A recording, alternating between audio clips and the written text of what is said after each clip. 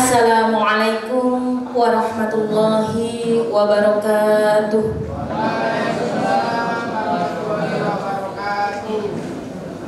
Alhamdulillah, alhamdulillahilladzi an'ama alaina bi ni'matil iman wal islam wassalatu wassalamu ala khairil anam Muhammadin wa ala alihi wa sahbihi ajma'in. Amma ba'd. Yang kami hormati Bapak Abdullah bin Lung dan juga bapak-bapak dari Malaysia, selamat datang Pak di Paciran. Yang kami hormati jajaran pimpinan Sekolah Tinggi Ilmu Tarbiyah Muhammadiyah Paciran. Yang kami hormati pula Bapak BPH beserta jajarannya, Bapak Ibu dosen Sekolah Tinggi Ilmu Tarbiyah Muhammadiyah Paciran, dan juga yang kami banggakan seluruh mahasiswa Sekolah Tinggi Ilmu Tarbiyah Muhammadiyah Paciran. Tiada kata yang pantas kita ucapkan selain rasa syukur. Alhamdulillah, kita panjatkan kehadirat Allah Subhanahu wa Ta'ala yang telah memberikan rahmat serta hidayahnya kepada kita semua, sehingga pada hari ini kita bisa bermuajahah dalam acara kuliah umum Sekolah Tinggi Ilmu Tarbiyah Muhammadiyah Paciran dengan College Profesional Mara Bandar Melaka, Malaysia. Salatullah wassalamuhu ala Muhammad. Salawat serta salam mudah-mudahan tetap tercurahkan kepada Rasulullah SAW, sang pencerah umat. Hadirin yang berbahagia, kami atas nama pembawa acara perkenankanlah kami untuk membacakan tertib acara pada hari ini. Acara pertama yakni pembukaan dilanjutkan dengan pembacaan ayat-ayat suci Al-Quran, menyanyikan lagu Indonesia Raya dan lagu kebangsaan Malaysia merupakan acara ketiga. Sambutan-sambutan merupakan acara keempat, dilanjutkan dengan kuliah umum. Penutup merupakan acara terakhir. Memasuki acara pertama yakni pembukaan, marilah kita buka acara hari ini dengan basmalah. Bismillahirrahmanirrahim. Semoga dengan basmalah dapat memperlancar acara dari awal hingga akhir. Amin ya rabbal alamin. Memasuki acara kedua yakni pembacaan ayat-ayat suci Al-Quran yang akan disampaikan oleh Amirul Mukminin. Kepada Amirul Mukminin kami persilakan. Assalamualaikum warahmatullahi wabarakatuh.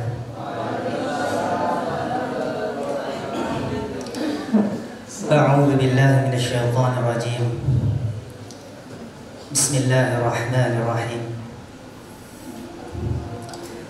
Innal ladzina qalu rabbuna Allahu thumma istaqamu tatanazzalu 'alaihimul malaikah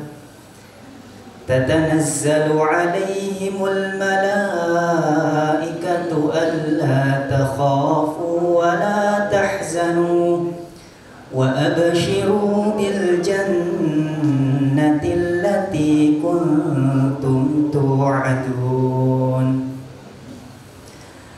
Nahnu awliya'ukum fil hayatid dunya wa fil akhirah wa lakum fiha ma tashtahi anfusukum wa lakum fiha ma tad'un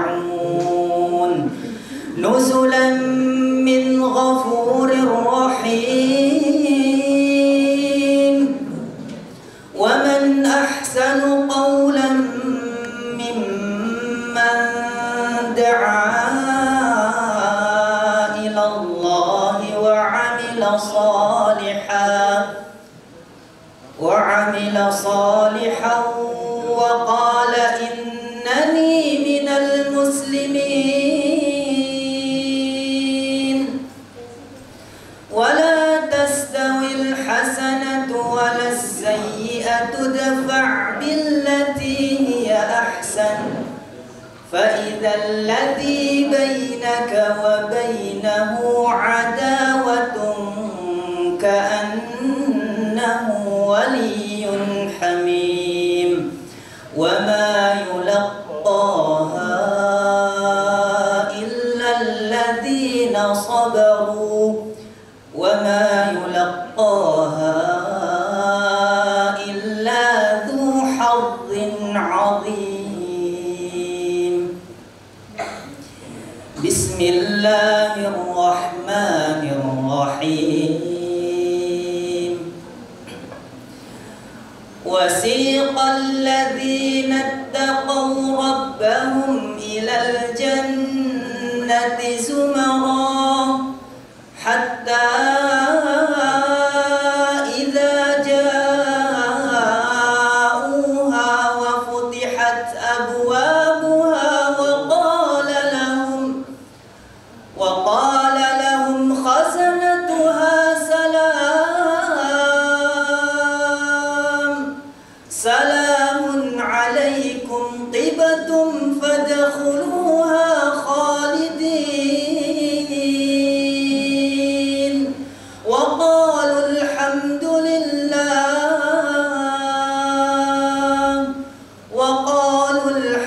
لله الذي صدقنا وعده وأورثنا الأرض نتبوأ من الجنة حيث نشاء فنعم أجر العاملين. وترى الملائكة حافين من حول العرش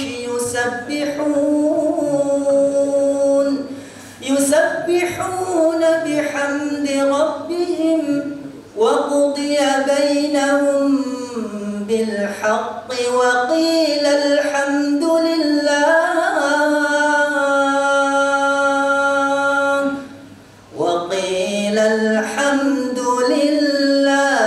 رب العالمين. صدق الله مولانا العظيم الكريم. اللهم ارحمنا بالقرآن. السلام عليكم ورحمة الله وبركاته. Terima kasih disampaikan. Acara selanjutnya yakni menyanyikan lagu Indonesia Raya dan lagu kebangsaan Malaysia. Hadirin dimohon berdiri.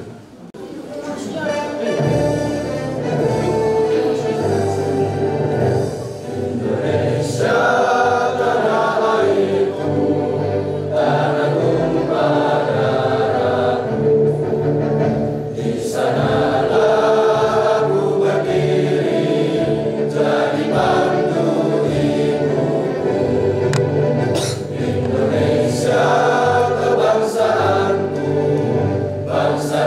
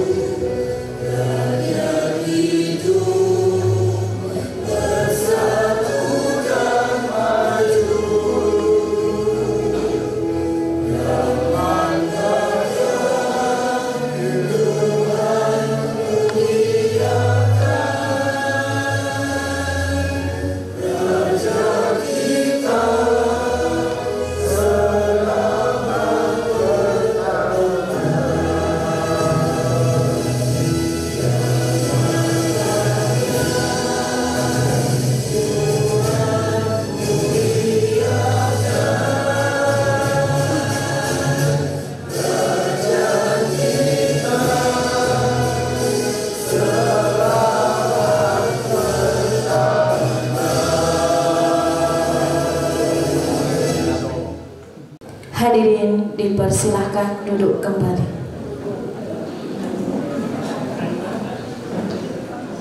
Hadirin yang berbahagia, acara selanjutnya yakni sambutan yang akan disampaikan oleh Ketua Sekolah Tinggi Ilmu Tarbiyah Muhammadiyah Paciran. Kepada yang terhormat Ibu Izi Layinati, Magister Pendidikan, kami persilakan. Assalamualaikum warahmatullahi wabarakatuh. Rabbi shrah li sadri wa yassir li amri wahlul 'uqdatam min lisani yafqahu qawli. Amma ba'd. Yang saya hormati Bapak Abdullah bin Lam beserta rombongan dari College Profesional Mara Bandar Malaka, Malaysia. Yang saya hormati seluruh jajaran Sekolah Tinggi Ilmu Tarbiyah Muhammadiyah Paciran, Indonesia. Yang saya hormati Bapak Pembina Harian beserta jajarannya, dan yang saya hormati Bapak Ibu dosen Sekolah Tinggi Ilmu Tarbiyah Muhammadiyah Paciran beserta staf dan karyawan, juga tidak lupa yang amat saya banggakan mahasiswa-mahasiswi Sekolah Tinggi Ilmu Tarbiyah Muhammadiyah Paciran. Pertama, tiada kata yang patut kita ucapkan selain syukur kita kehadirat Allah, karena berkat barokahnya kita bisa bertemu, bertatap muka, mencari ilmu pada waktu siang hari ini dengan bapak-bapak dari tidak hanya dari dalam negeri kita Indonesia, tetapi dari bapak-bapak dari luar Indonesia, yaitu negara Malaysia. Itu merupakan sebuah rahmat dari Allah, kemudahan yang diberikan Allah sehingga kita bisa melaksanakan kegiatan ini dengan lancar tanpa satu halangan apapun. Kedua, sholawat serta salam mudah-mudahan tetap tercurah atas junjungan kita Nabiullah Muhammad Rasulullah SAW. Karena berkat beliaulah sang revolusioner menjadikan kita dari zaman yang jahiliyah menuju zaman yang penuh hidayah, yakni ad-dinul Islam. Ketiga, saya tidak banyak mengatakan sebuah perkataan, tetapi yang pertama saya ucapkan adalah ucapan selamat datang kepada Bapak Abdullah bin Long, juga teman-teman atau bapak-bapak dari College Profesional Mara Bandar Malaka, Malaysia, atas kedatangannya hadir di Sekolah Tinggi Ilmu Tarbiyah Muhammadiyah Paciran, Lamongan, Indonesia.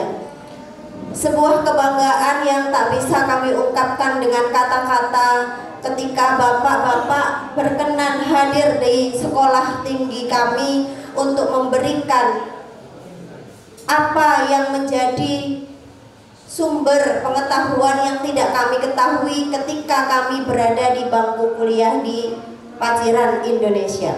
Kenapa seperti itu? Karena pendidikan itu bermacam-macam. Culture atau kebudayaan sebuah negara itu mempengaruhi pendidikan anak bangsa, sehingga kolaborasi budaya antar bangsa itu amat sangat dibutuhkan pada proses pembelajaran, apalagi untuk menjadi guru yang profesional.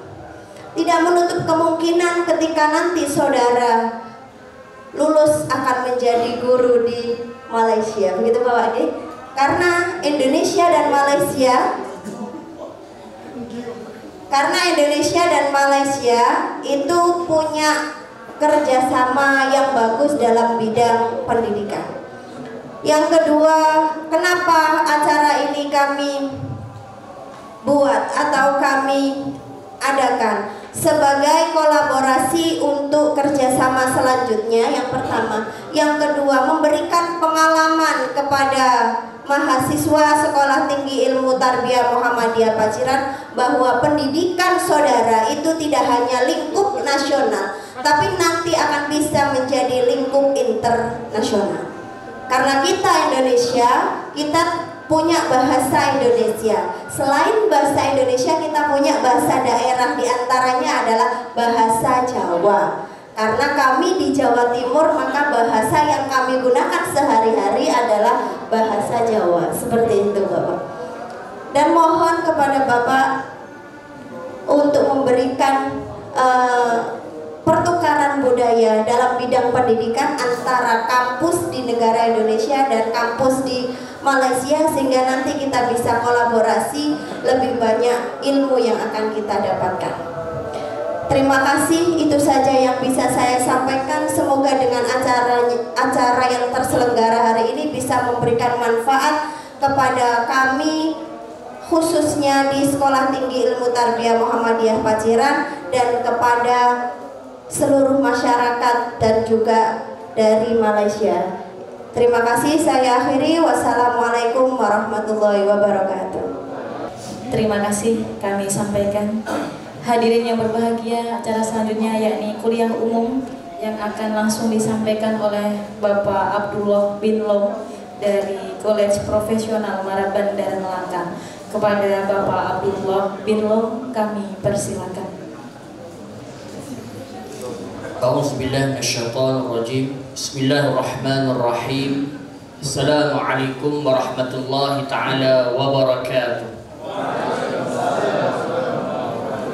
Alhamdulillahi rabbil alamin wal 'aqibatu lil muttaqin wa la 'udwana illa 'alaz zalimin. Rabbana iftah bainana wa baina qaumina bil haqqi wa anta khairul fatihin. Allahumma faqihna fid din wa 'allimna at-ta'wil. Allahumma arina al-haqqa haqqan warzuqna ittiba'ah wa arina al-batila batilan warzuqna ijtinabah. Rabbi shrah li sadri wa yassir li amri wahlul 'uqdatam min lisani yafqahu qawli. Rabbi yassir wa la tu'assir wa tammim bil khair ya karim. Amma ba'd.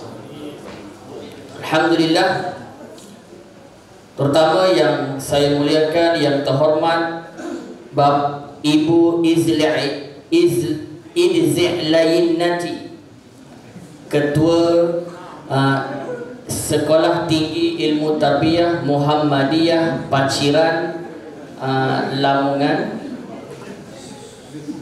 ibu-ibu wakil ketua sekolah, bapak-bapak wakil ketua sekolah, seluruh barisan dosen, pimpinan-pimpinan Muhammadiyah, dan yang saya juga raikan teman-teman dari Malaysia, dan yang saya banggakan para pelajar, mahasiswa daripada Sekolah Tinggi Ilmu Tarbiyah Lamongan Paciran Lamongan. Alhamdulillah, puji dan syukur kita panjatkan ke hadrat Allah Subhanahu wa taala kerana dengan taufik dan hinayahnya, alhamdulillah, pada sore yang penuh dengan keberkatan ini kita dipertemukan dalam majlis yang penuh dengan kemuliaan, insya-Allah. Bapak-bapak, ibu-ibu yang dirahmati Allah Subhanahu wa taala sekalian, terlebih dahulu kami dari Malaysia mengucapkan terima kasih kepada semua atas sambutan yang begitu luar biasa, sambutan yang begitu hangat buat kami. Matur suwun kami ucapkan kepada bapak-bapak, ibu-ibu yang dirahmati Allah Subhanahu wa taala sekalian.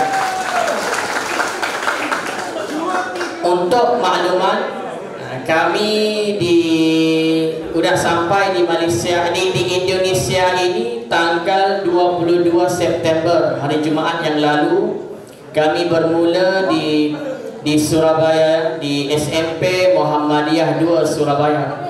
Karena kami ada hubungan yang cukup rapat dengan SMP Muhammadiyah 2 Surabaya yang sering ke Malaysia mengantar rombongan anak-anak daripada SMP ke sana. Mungkin tidak tidak mungkin suatu hari nanti siswa-siswa ataupun siswi daripada STAT Lamongan pula insya-Allah akan ke sana seperti SMP Muhammadiyah 2 Surabaya.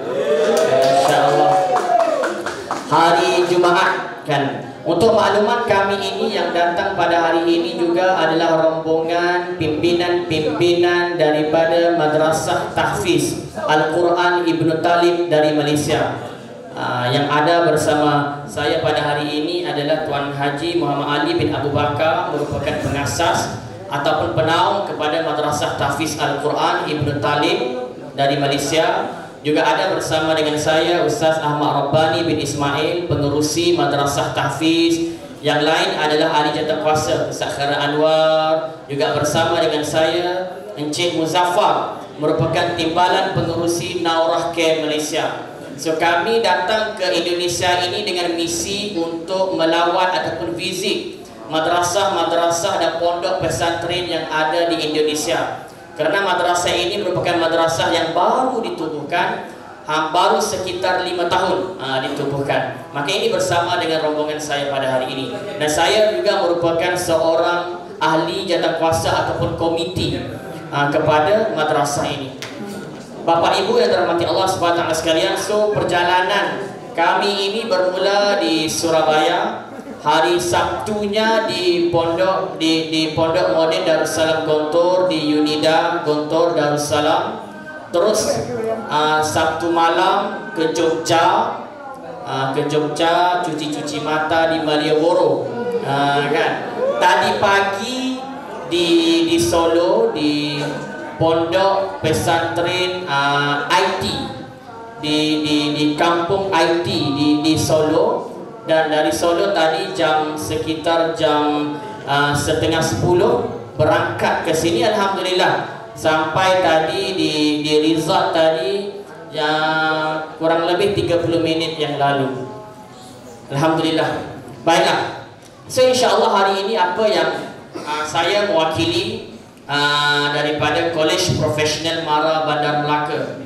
Kolej Profesional Mara Bandar Melaka ini kalau bisa lihat di slide yang ada di depan ini adalah kolej kami, sebuah kolej yang kecil. So insya-Allah apa yang saya nak bentangkan ataupun untuk dipresentasikan pada hari ini berkenaan dengan pendidikan Islam, sesuai dengan apa yang saya tahu tadi daripada Ibu Ketua Sekolah. Apa itu? Ini adalah sekolah yang sekolah tinggi yang menawarkan prodinya adalah pendidikan Islam.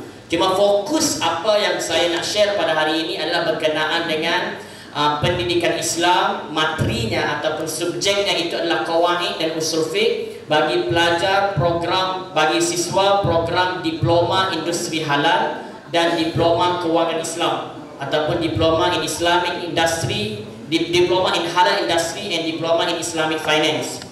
Sedua diploma ini yang kami tawarkan terdapat di kolej kami. Dan mereka siswa diwajibkan untuk mengambil kursus ataupun materi qawaid dan usul fiqh. Baiklah. Next slide. Okey, ini sedikit apa yang saya nak informasikan berkenaan dengan kolej kami. Untuk maklumat, alhamdulillah saya dengan Muhammadiyah ini ada hubungan yang saya kira cukup rapat sampai ke hari ini, masih berlanjutan. Kerana tahun 2012 kemarin saya dihantar untuk studi banding di BWM Muhammadiyah di Jalan Kertom Menanggal, apa ya? Saya lupa. Jalan Kertom Menanggal, betul. Dekat Cito itu 2 bulan saya di situ. Sama kemarin sama di Majlis Tarjih sama Bapak apa saya lupa yang buat buku yang terjemahan buku halal haram itu. Bapak. Ya mungkin. Kemarin itu sama pimpinan-pimpinan saya ikut juga. Kemarin ada rapat perhimpunan di Umu Malang, ada acara di kampus juga saya ikutlah. So dengan Muhammadiyah ini sudah kenal lah, yang cukup rapat lah dengan Muhammadiyah ini. Baik, so, sedikit informasi berkenaan dengan kolej kami. So Kolej Profesional Mara menawarkan program diploma dan separuh profesional. Saya tak tahu di sini dipanggil apa program diploma, mungkin D3 atau apa? D3 ya, okey. Di program diploma menawarkan program diploma separuh profesional, program diploma dan separuh profesional. ada program diploma, ada separa profesional. Kurikulum Kolej Profesional MARA dirangka oleh pakar dalam bidang yang berkaitan. Ia terus diperbaiki untuk memastikan pelajar KPM dilengkapi dengan pengetahuan terkini dan bersedia dengan pasaran kerja untuk keperluan industri semasa negara. Setiap kampus KPM menawarkan pelbagai kemudahan untuk kemudahan dan keselesaan pelajar.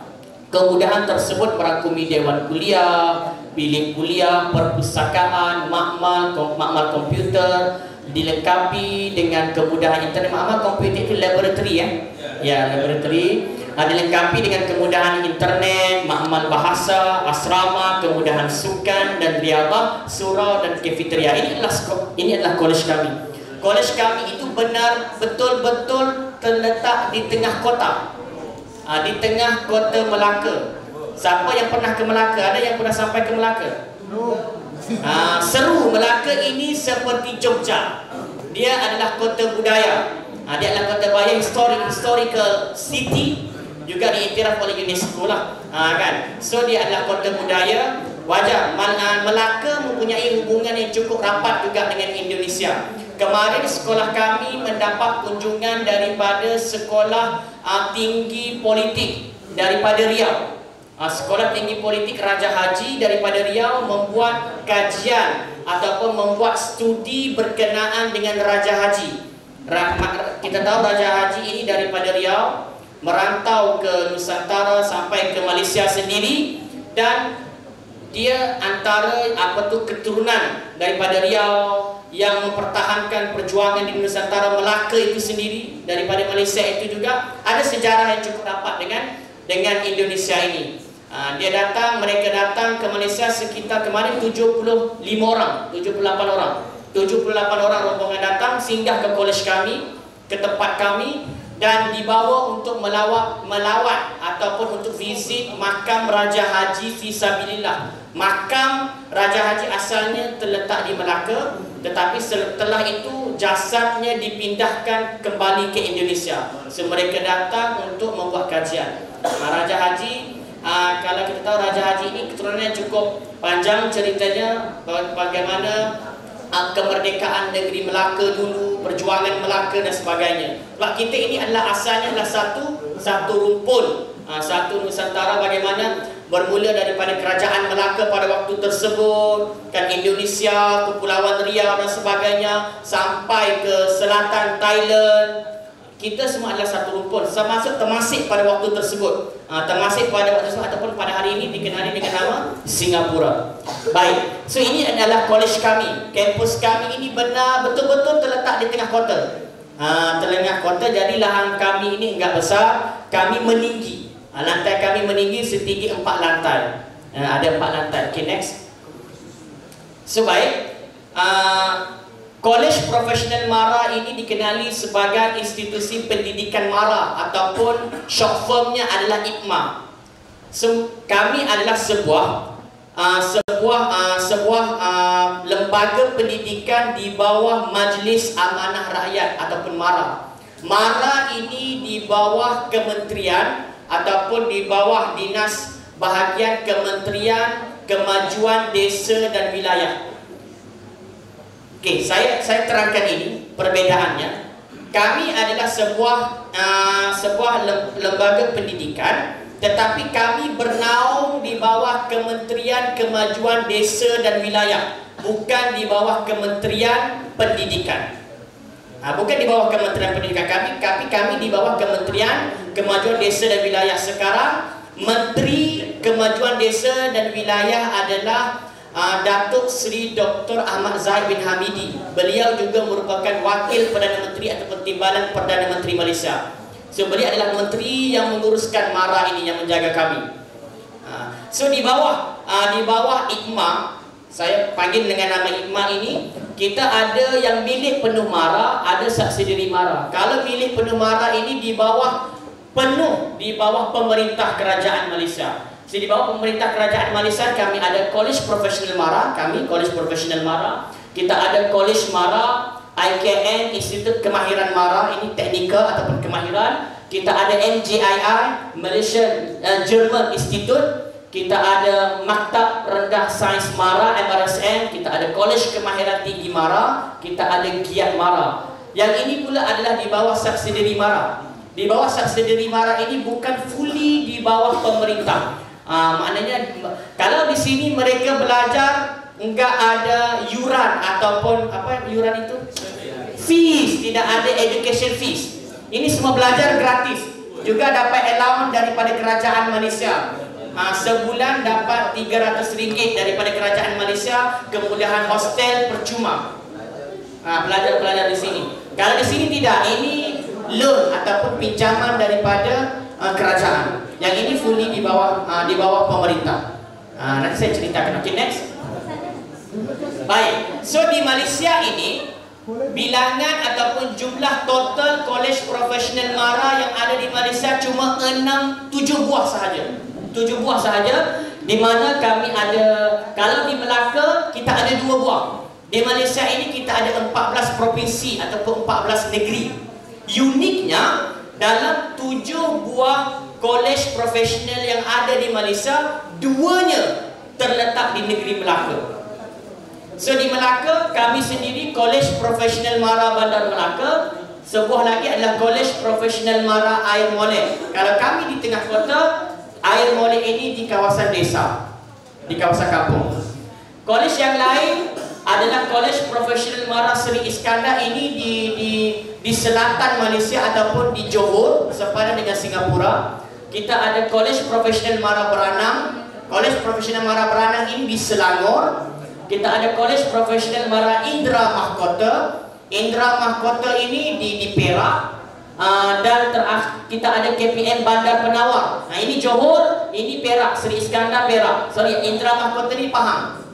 Ini Pahang, ini Perak, ini Johor, ini Selangor, 2 di Melaka. Dan satunya yang kami baru buka, kira baby lah. Anak kecil yang baru buka, kita ada di KPM Beaufort. Beaufort ini adalah di Sabah. So kami ada 7 buah sahaja di Malaysia. Setiap kolej profesional Mara ini menawarkan program diploma yang berbeza. Tetapi semua program-program ini adalah program yang bersifat profesional. Pelajar-pelajar yang memasuki, kenapa dia jadi profesional? Selain mereka mendapat sertifikat ataupun ijazah daripada kolej ataupun kerajaan, mereka akan dapat sertifikat profesional daripada pihak-pihak agensi-agensi luar. Sebab itu dipanggil kolej profesional. Baik, so next. Untuk ini adalah visi dan misi KPM, Kolej Profesional Mara Bandar Melaka. Ini visi dan misi. Saya yakin dan percaya setiap lembaga pendidikan ada vision serta mission kepada sebuah organisasi. So kami KPM Bandar Melaka adalah misinya melahirkan modal insan global dan berintegriti. Visi memperkasa pendidikan tertiari yang holistik berteraskan ilmu, teknologi dan nilai keusahawanan. Nanti saya akan ceritakan nanti dalam pembentangan next, nanti kita akan melihat bagaimana materi-materi yang ditawarkan ini untuk menyokong visi dan misi penubuhan KPM itu sendiri. Baik, next. So untuk objektif KPM, pertama, menawarkan program pengajian kompetitif dan diiktiraf bagi memenuhi keperluan negara. Semua program yang ditawarkan, program ini merujuk kepada diploma semua program yang ditawarkan di seluruh KPM di Malaysia diiktiraf oleh pihak kerajaan. Di Malaysia itu ada satu badan, satu organisasi yang memberi pengiktirafan kepada pelajar-pelajar di peringkat tinggi. Kami di Malaysia di bawah Malaysia Qualification Accreditation ataupun MQA, Majlis Akreditasi, Majlis Agensi Akreditasi Malaysia yang mengawal segala program-program diploma, ijazah, S1, S2, ini ada yang mengawal MQA. Seluruh program di KPM ini diiktiraf oleh MQA, mendapat pengiktirafan. Bila mana mendapat MQA, jadi tidak menjadi masalah kepada anak-anak yang sudah selesai, sudah graduate, sudah wisuda daripada KPM, sama ada nak melanjutkan di peringkat yang lebih tinggi di mana-mana institusi ataupun universitas yang ada di Malaysia maupun di luar negara. Bisa juga ke luar negara tidak menjadi masalah kerana telah mendapat pengiktirafan daripada MQA. Yang kedua, melahirkan graduan yang holistik dengan kebolehpasaran yang tinggi. Maka di KPM ini setiap program yang ditawarkan ini akan ada satu badan yang akan menilai kemampuan pada sudut marketable graduated, student yang graduate daripada college. So kita ada kajian-kajian pasaran yang dibuat, traceability, ataupun kajian pasaran yang dibuat sejauh mana pelajar ataupun siswa yang graduate ini ke mana mereka selepas wisuda, sama ada lanjut ataupun bekerja pula adakah dalam bidang yang mereka ambil waktu di college ataupun tidak. Ini semua dikaji. Kita kaji dan kita nilai. Yang ketiga, membangunkan tenaga kerja yang kompeten dan berintegriti bagi memastikan kualiti pendidikan, perkhidmatan. Keempat, memastikan prasarana yang kondusif. Dan kelima, memastikan takbir urus yang cekap dan dinamik. Ini adalah kelima objektif yang digariskan oleh KPM Bandar Melaka. Okay, next. Ini adalah sejarah penubuhan KPM. Saya tak tahu ini kalau di STAT, Ilmu Tarbiyah Muhammadiyah Paciran ini sudah berapa tahun usianya? 30 tahun lebih. Kami bermula pada tahun 1993, tapi waktu itu dikenali dengan Institut Perdagangan Mara, IPM. Institut Perdagangan Mara Melaka ditubuhkan di bangunan Mara, Kuala Lumpur. Asalnya bermula di Kuala Lumpur. Akhirnya setahun 1994 berpindah ke Jalan Hang Tuah Melaka. Sekarang kami di Jalan Hang Tuah Melaka. 1998 dinamakan dengan nama Kolej Profesional Mara Melaka. Asalnya Institut Perdagangan Mara Melaka, tapi tahun 1998 ditukar nama dengan nama Kolej Profesional Mara Melaka. Tahun 2004 ditawarkan satu program diploma, iaitu DEN. DEN ini stand for Diploma in Entrepreneurship, diploma keusahawanan ataupun wirausaha. Diploma wirausaha. Okey, baik. Mara ini fokusnya adalah bidang pendidikan, bidang keusahawanan, entrepreneurship. Ini adalah fokus Mara. Dan Mara ini memang untuk untuk Bumi Putra dan Melayu dan Bumi Putra. Jadi yang belajar di KPM ataupun di Kolej Profesional Mara ini hanya orang Melayu dan Bumi Putra sahaja. Berarti orang selain daripada Bumi Putra dan Bumi, orang Cina, orang ini tidak bisa untuk belajar di Kolej Profesional Mara ini. Tapi kalau daripada Sabah Sarawak ada, sebab mereka adalah Bumi Putra daripada Bumi Putra Malaysia. Baik. So pada tahun berikutnya ditawarkan dua program yang baru, DBF. DBF ini adalah Diploma Islamic Banking and Finance, dan Diploma in Entrepreneurship. Sehinggalah berlaku perubahan dan sebagainya. Dan pada tahun 2018 telah ditubuhkan satu program baru, iaitu Diploma in Halal Industry. Ini 2018. So sekarang di KPM Bandar Melaka kami ada 3 program diploma. Diploma in Entrepreneurship ataupun Diploma Keusahawanan. Kedua, Diploma in Islamic Finance, Diploma Islamic Kewangan Islam. Dan yang ketiga adalah Diploma in Halal Industry, Diploma Industri Halal. Kami ada 3 program diploma. Sekarang di KPM lah. Dan untuk makluman, kami juga di KPM telah dilantik oleh Kementerian Kesihatan Malaysia sebagai Sekolah Latihan Pengendali Makanan. Juga di KPM juga telah mendapat pengiktirafan sebagai pusat latihan halal yang berdaftar di bawah JAKIM. Ini baru saja dapat tahun 2013, baru diiktiraf sebagai sekolah latihan halal. 2023, sorry, tahun ini baru dapat sekolah. Okey. Berarti sebab belajar Diploma Halal Industri ini ditubuhkan pada tahun 2018. Baru tahun 2018, seperti saya sebut di awal, kenapa dipanggil profesional? Selain pelajar dapat ijazah diploma daripada pihak college, mereka akan dapat sijil profesional. Jadi yang mengawal halal di Malaysia itu adalah JAKIM. So kami ini, JAKIM ini Jabatan Kemajuan Islam Malaysia. Kalau di Indonesia ni MUI, kan, MUI yang menjaga halal. Saya tengok ada cop MUI, kan. Halal di Indonesia ini lagi ke depan sebenarnya, lagi ke depan. Jadi ada cop MUI dan sebagainya. MUI, MUI ada cop MUI. Kalau di Malaysia itu ada cop JAKIM. Jadi sekolah kami ini berdaftar dengan JAKIM. Berarti siswa-siswa ini dapat sertifikat daripada JAKIM, daripada Majlis Halal Quran, diiktiraf. Kami bisa menawarkan program dipanggil program Sijil Eksekutif Halal, Halal Exec. Halal Exec yang Halal Exec ini yang dihantar ke pabrik-pabrik, ke kilang-kilang yang ngurusin halal dan sebagainya. Baik, so next. Ini sedikit berkenaan dengan history ataupun sejarah KPM Bandar Melaka. So ini adalah program-program kami yang saya telah sebutkan di awal tadi. Kami ada IEP. 3 program ini di peringkat diploma. IEP ini adalah sijil, Intensive English Program. Kenapa ada IEP? Baik. Syarat kemasukan ke kolej profesional MARA, semua ini harus kredit ataupun lulus bahasa Inggeris di peringkat SPM. Pelajar yang tidak lulus bahasa Inggeris, mereka wajib mengikut IEP ataupun 2 bulan. Kursus IEP ini dijalankan selama 2 bulan. Lulus IEP baru layak untuk masuk ke program diploma. Kerana di KPM dan seluruh KPM yang lain ini, bahasa communication adalah bahasa Inggeris.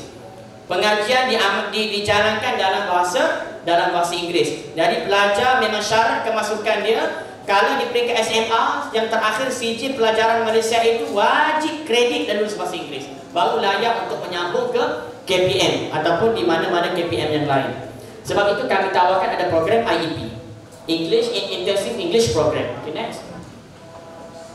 Ini adalah yang saya sebut tadi, bagaimana kami diiktiraf oleh agensi kelayakan Malaysia ataupun Malaysian Qualification Accreditation. Ini adalah bukti sertifikat daripada MQA yang mengawal seluruh lembaga-lembaga pendidikan yang ada. Okay, next. Ini untuk program, setiap program yang kita ada.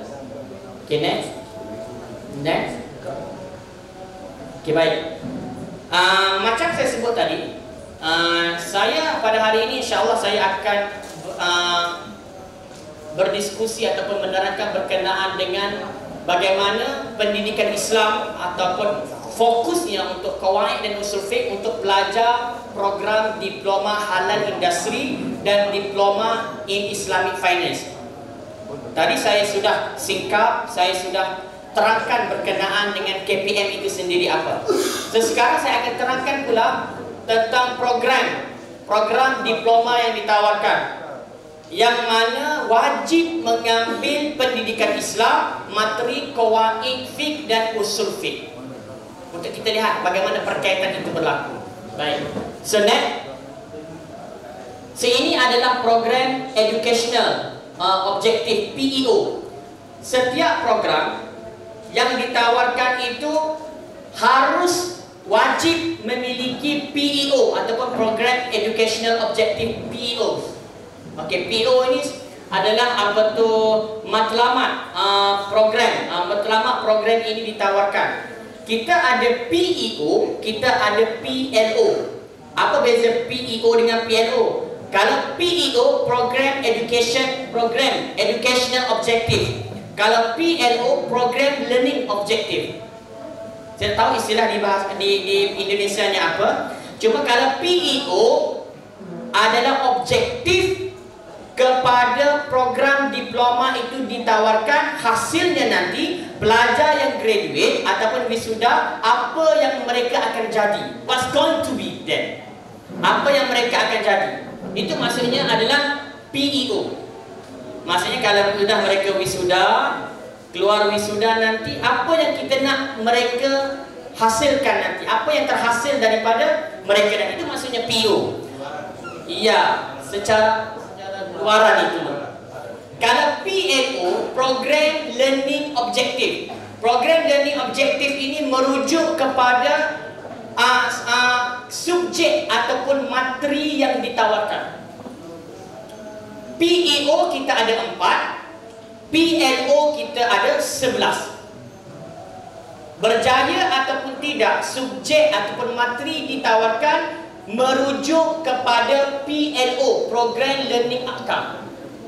Berjaya ataupun tidak, program diploma yang ditawarkan sama ada marketable, sesuai ke tidak, kan, laku ke tidak, kan, dirujuk kepada PEO, Program Educational Objective. Nah, ini tujuan PEO dengan PEO. Saya tak tahu di Indonesia ini istilahnya apa. Kalau di Malaysia kami panggil PEO dan PLO. Baik. So untuk diploma in halal industry kita ada 4 PEO ataupun Program Educational Objective. Macam saya sebut di awal, program ini ditawarkan dalam bahasa Inggeris, memang fully dalam bahasa Inggeris. Jadi dia punya PEO, PLO semua dalam bahasa Inggeris. Saya mohon izin untuk membaca terlebih dahulu. PEO 1, halal practitioner having basic knowledge and able to apply Islamic concept and principle in specific halal areas with technical competency including the use of numeracy and digital skill to solve problem that meet industry requirement and standard. So PEO yang pertama, apa yang kita nak lahirkan daripada program halal industri ini adalah mahasiswa yang kita nak lahirkan adalah seorang yang halal practitioner, seorang yang terlibat dalam bidang halal, yang mana mempunyai pengetahuan untuk menjalankan ataupun untuk mengapply, menggunakan segala Islamic konsep dan prinsip-prinsip halal yang ada, sama ada pada sudut teknikal kepada halal ataupun pada sudut digital dan sebagainya. Itu yang pertama yang kita nak lahirkan. Berarti pelajar yang kita nak lahirkan daripada pelajar di HI ini, pelajar yang ada pengetahuan, knowledge berkenaan dengan halal dan mampu untuk praktis dalam bidang halal, sama ada ke pabrik, ke kilang-kilang dan sebagainya. Ataupun mungkin juga dia punya wirausaha sendiri, dia yang ngurusin untuk mohon sijil halal daripada JAKIM ataupun MUI itu sendiri. Itu pertama. Yang kedua, PO yang kedua adalah halal practitioner having leadership skill and able to communicate effectively with good interpersonal skill when interacting in work environment. So yang kedua adalah halal practitioner, orang yang praktis dalam bidang halal, yang mempunyai kemahiran leadership, kemahiran kepimpinan dan mampu untuk bercakap, communicate dengan baik. Sebab itu pelajar-pelajar ini nanti setiap untuk mencapai PEO ini ada materi-materi yang untuk ini. So itu pelajar-pelajar ini ada subjek English Communication Skill, banyak subjek-subjeknya, banyak tahap-tahapnya, dan mereka wajib lulus ujian-ujian dan sebagainya. Yang ketiga, PO yang ketiga, halal practitioner having positive attitude, commitment to lifelong learning and entrepreneur mindset for self and career development. Itu yang ketiga. So kita nak lahirkan orang yang praktis dalam bidang halal, tetapi orang yang mempunyai good attitude, akhlak yang baik, orang yang mempunyai integrity. Sebab itu mereka yang ambil bidang halal ini, mereka wajib mengambil kursus-kursus pendidikan Islam yang nak membina jati diri mereka. Kalau mereka contoh mereka bekerja di pabrik sebagai sebagai halal eksekutif halal, ataupun halal inspection dalam bidang halal inspection, ataupun halal auditor yang pergi kepada kilang-kilang, pabrik-pabrik. Ini kita nak orang yang jujur, orang yang amanah, orang yang integriti. Ini yang kita nak lahirkan. Sebab itu PO yang ketiga kita ini fokus kepada attitude ataupun integriti. Attitude ataupun integriti. Dalam Islam kita mementingkan akhlak. Wa ma arsalnaka illa rahmatan lil alamin. Tidak kami utuskan kaum Muhammad melainkan menjadi rahmah bagi sekalian alam. Innama bu'istu liutammima makarimal akhlak. Tidak aku utuskan engkau Muhammad melainkan untuk menyempurnakan akhlak. Islam mementingkan akhlak, tetapi Barat mementingkan etika. Ini beda kita sama dengan mereka. Apa beza akhlak dengan etika? Akhlak ini luar biasa, seluruh life kehidupan kita itu akhlak. Tapi etika itu mungkin dalam ruang lingkup, kalau dia bekerja ruang lingkup itu sahaja dia beretika dan sebagainya. Contoh, saya bagi contoh. Apa tu contoh? Seperti seorang pramugari ataupun pramugara. Kalau di Indonesia bahasa dipanggil apa? Steward apa? Pramugari kan? Kan waktu kita naik pesawat, kan di atas udara itu apa tu stewardnya itu manisnya, senyumnya, layan kita, mengangkat tas kita, ya monggo Pak, ayo Pak, silakan Pak, ayo Pak, ayo. Kita dengar itu yang keluar angin terus, nyaman, hati itu rasa nyaman kan. Tapi bila pesawat itu berhenti, kita lihat steward yang sama, dia tarik tasnya itu tuh langgar kita, nengok kita, ini tadi sudah tak lihat kita, tak layan kita. Karena apa? Karena dia ada etika kerja, tetapi akhlaknya itu di mana? Dalam Islam kita mementingkan akhlak dan integriti. Itu yang kita nak lahirkan. Kan? Bagaimana kita yakin ada Tuhan yang melihat. Sebab itu konsep kepada ilmu ini kita ada ilmu,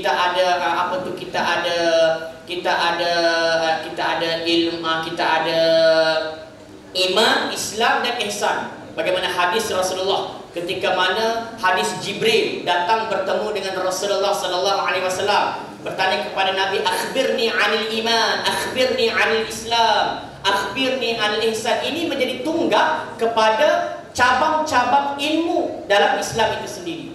Adanya ihsan. Ihsan itu adalah integriti, berbuat baik dan sebagainya, kejujuran. Itu adalah ihsan. An ta'budallah ka'annaka tarahu, fa in lam takun tarahu fa innahu yaraka. Dan beribadah seolah-olah kita melihat Allah. Karena kita dapat lihat Allah, bayangkan Allah Ta'ala melihat kita. Berarti itu adalah integrity. Baik, yang keempat, PO yang keempat, halal practitioner who are committed to ethical, professional, sustainable practices in the organization and society. Kita nak lahirkan halal practitioner yang benar-benar profesional, yang benar-benar profesional dalam bidang mereka. Okey, ini adalah PO kepada diploma halal industri. Next. Ini pula adalah PLO. So PLO ini adalah nak menilai materi yang ditawarkan. Contoh, macam apa tu siswa sekarang ngambilnya jurusan prodi pendidikan Islam, benar ya? Berapa materi ada? Berapa subjek apa ya materi? SKS-nya. Kalau materinya berapa? 10-11. 48 totalnya. Okey. Jadi PLO ini untuk menilai 48 materi yang ditawarkan. Di Malaysia ini kita tertakluk ada MQA yang mengawal, di mana kita ada 11 PLO. Pertama adalah knowledge and understanding, yang kedua cognitive skill, ketiga practical skill, keempat interpersonal skill, kelima communication skill, keenam digital skill, ketujuh numeracy skill, ke-8 leadership skill, ke-9 personal skill, ke-10 entrepreneurial skill, dan ke-11 adalah etik and professional. Setiap PLO ini akan terangkum dalam materi ataupun subjek yang ditawarkan kepada seluruh siswa. Nanti di akhir nanti mereka akan mendapat untuk menilai. Nanti dia akan untuk di awal nanti mereka akan diberi CQI. CQI ini adalah untuk menilai sebelum bermulanya subjek, sebelum bermulanya kelas. Contohnya kalau di Malaysia ini, kalau kami di KPM ini, kami setahun 3 semester. Coba bayangkan. Kalau Indonesia 1 tahun 2 semester, benar? Kami 1 tahun 3 semester. 1 semester cuma 12 weeks only, 12 bulan. 12 minggu. Cuba can you imagine? Kan? Kalau kamu 1 tahun 2 semester, benar? 1 semester 5 bulan, 6 bulan. Ini cuba bayangkan, subjek-subjek yang ada ini 1 tahun 3 semester, 1 semester 12 minggu. Mananya nak makan, mananya nak tidur, mananya nak main, mananya nak bersosialisasi dan sebagainya. Berarti 3 bulan, ya benar Pak. 3 bulan untuk satu semester. 3 atau 4 bulan. Kalau tolak sama libur, kalau liburan untuk akhir semester itu cuma 2 minggu paling lama. Kalau pertengahan mid-sem itu seminggu pun pelajar akan ada activity weeks, minggu program, co-curriculum dan sebagainya. Kalau seminggu itu memang padat jadualnya, kan? Jadi, so ini yang kita nak nilai, kita akan nilai. Ini beda suasana di Malaysia. Kan? Sekarang ada yang kalau di Mara itu memang begini. Dibuat begini, sekarang sedang dibuat begini, dan sedang mungkin akan diimplement, sedang dibuat kajian untuk dijalankan kepada seluruh pendidikan yang lain. Mungkin pada sudut saving masa, jimat masa dan sebagainya. Wallahualam tu kajian nanti kita akan tengok pembentang yang dibuat. Okey, baik. So next. Baik. Ini tadi untuk diploma in halal industry. Kemana peluang pengajian yang mereka sambung? Sekarang ini belum ada ke Indonesia, di Malaysia ataupun ke luar negara.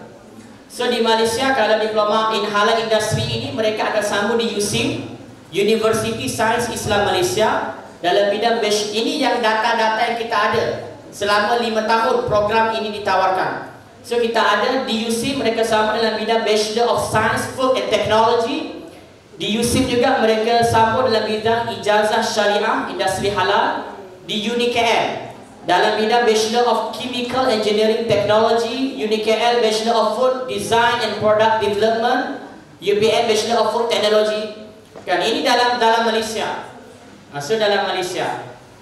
Banyak lagi IPT yang lain yang tak disebut. Ada tak yang keluar negara? Ada. Pelajar-pelajar halal kita yang ke New Zealand, ke United Kingdom, ke Australia, kebanyakan mereka ke sana. Kerana apa? Kerana pelajar-pelajar yang mendapat nilai mata CGPA akhir 3.90 akan mendapat offer scholarship daripada kerajaan untuk sambung ke luar negara. Sama ada ke United Kingdom, kebanyakan pelajar kita ke United Kingdom, ataupun ke Australia, ataupun ke New Zealand. 3 negara. Kalau tak dapat nilai mata ni, mereka akan sambung dalam Malaysia lah. Mereka boleh mohon scholarship ataupun beasiswa yang lain. Mereka boleh mohon apa tu scholarship yang ada di Malaysia lah, beasiswa yang lain. Baik, so apa laluan kerjaya? Ini kalau yang nak lanjut belajar. Kalau yang nak lanjut, mereka boleh jadi halal eksekutif, pembantu eksekutif halal, juru audit halal, pegawai pemasaran halal, pegawai jaminan kualiti, pegawai kawalan kualiti, pegawai pengeluaran, pegawai usahawan dan sebagainya. Cuma di Mara, kami memang mengimpikan, menggalakkan pelajar siswa yang dilahirkan itu menjadi wirausaha. Itu kami galak. Dan di Mara juga fokus kita adalah kebanyakannya kepada Bumi Putra dan apa tu golongan B40, anak-anak B40. B40 ini adalah kalau di Indonesia gimana ya, saya pun tak tahu dipanggil diubah. B40 ini kita ada B40, kita ada M40, kita ada T20. Ini adalah taraf hidup masyarakat yang dibuat kelas lah, klasifikasi taraf hidup masyarakat. Kalau B40 itu pendapatan keluarga itu gajinya berapa? 4,000, katakan 4,000 ke bawah. Kalau M40 5,000 ke atas. Kalau gabung orang tuanya itu pendapatannya berapa? Jadi di Mara ini fokus kita kepada anak-anak B40 yang mana ibu bapanya pendapatannya tidak besar, di bawah taraf B40 atau 4,000 ke bawah. Pendapatan per kapita, pendapatan keluarga mereka sebulan, gaji mereka. Ya. Iya, benar. Kan? Iya, itu fokus kami lah. Okey, baik. Okey, next. Ini pula adalah diploma keuangan Islam, diploma in Islamic Finance. Bisa lanjut lagi? Misalnya, okay, next. Okay, ini pula adalah PEO untuk program Diploma in Islamic Finance. Dulu dipanggil Diploma in Islamic Finance, sekarang Diploma sekarang dipanggil Diploma in Islamic Finance. Dulu dipanggil Diploma in Islamic Banking and Finance. Akhirnya dibuat rebranding, dijenamakan semula, dan program ini diberi nama Diploma in Islamic Finance. Fokus mereka kita sudah nampak ke bank-bank, kan? Ke ke bahagian keuangan, bahagian keuangan lah, accounting dan sebagainya. So PEO yang pertama yang digariskan adalah knowledgeable and technically competent in Islamic banking and finance discipline, as well as qualified to meet the industry professional needs. Itu yang pertama. Kita nak lahirkan siswa yang mempunyai pengetahuan dalam bidang Islamic banking, sama ada pada sudut technical ataupun pada sudut disiplin dan principle of Islamic and finance. So PO yang kedua, capable to solve problem related to Islamic banking and finance issues creatively and innovatively. So kita nak lahirkan seorang siswa yang mempunyai kemampuan untuk menyelesaikan problem regarding ataupun yang berkaitan dengan isu-isu dalam bidang Islamic banking and finance, dalam bidang keuangan Islam. Kalaulah dia tidak bekerja dalam bidang keuangan, tak bekerja di bank pun, dia mampu untuk menyelesaikan problem yang melibatkan keuangan. Yang ketiga, able to work in a team, effectively portray high quality of leadership with integrity and exceptional manners, and possess relevant soft skill which contribute to development of the nation. So yang ketiga adalah nak melahirkan seorang siswa yang mampu bekerja secara team, secara team leadership, secara berkumpulan, secara effectively, mempunyai high quality of leadership dan sebagainya. Sebab itu siswa-siswa yang belajar, saya yakin dan percaya, kalau di STNT itu sendiri pun bukan hanya fokus kepada dalam kelas sahaja, ada program-program leadershipnya, ada bandnya, kan, ada persatuan pelajarnya, ada klubnya dan sebagainya. Karena kita nak masyarakat di luar itu menanti kita sebenarnya. Kalau hanya sekadar ulang buku, fokus sahaja, tapi kalau tidak bisa berpartisipasi bersama dengan masyarakat, ini juga menjadi masalah kepada siswa-siswa kita nanti. Dan yang keempat adalah equip and entrepreneurs qualities and internalize the need of lifelong learning for successful career and investment. So yang keempat, kita nak bahawa kita nak lahirkan orang yang mempunyai kemampuan dalam bidang keusahawanan. Semua program-program di MARA ini fokusnya adalah keusahawanan, nak melahirkan wirausaha. Kita sangat banggakan kalau siswa kita itu menjadi wirausaha. Kerana apabila menjadi wirausaha, bisa menawarkan peluang-peluang pekerjaan pula kepada yang lain, kepada teman-teman yang lain. Sekarang senang kalau nak jadi wirausaha, kan? Lagi-lagi kalau anak-anak kita ada ada TikTok, kan? Ada Instagram, ini semua bisa buat uang. Jadi anak-anak di sana memang dilatih. Mereka dilatih untuk menjadi Insta famous, TikTokers dan sebagainya lah. Okay, next. Ini adalah PLO yang ditawarkan, sama seperti program diploma in halal industry tadi. Okay, next. Okay, semua telah mendapat iktirafan dari ini adalah pelajar-pelajar kita yang dalam bidang DIF ataupun Diploma in Islamic Finance, ke mana mereka dalam Malaysia dan luar negara lah. Dalam Malaysia dan luar negara. Kalau luar negara ni sama ada melalui scholarship daripada kerajaan ataupun sendiri, ataupun mereka bisa dapat scholarship daripada mana-mana yang ada, founder yang ada. Scholarship atau beasiswa yang ada daripada founder yang ada. Kenapa menjadi mudah untuk mereka mendapat? Kerana sijil mereka mendapat pengiktirafan daripada MQA, Malaysia Qualification Accreditation, juga sijil mereka mendapat pengiktirafan daripada badan-badan profesional yang ada. So menjadi mudah laluan mereka. Okay, next. Baik. So saya nak terangkan. Tadi saya sudah terangkan KPM itu apa? Program Diploma Halal Industri apa objektif yang kita nak lahirkan, kita nak buat, kita nak lahirkan daripada pelajar, apa PLO dia dan sebagainya, kita dah terangkan. Sekarang saya nak menjurus kepada subjek pendidikan Islam bagi qawaid fiqh dan usul fiqh. Apa kaitannya dengan DHI ataupun DBF yang mereka ambil ini? Okey, baik, next. Baik. Kursus ini, baik.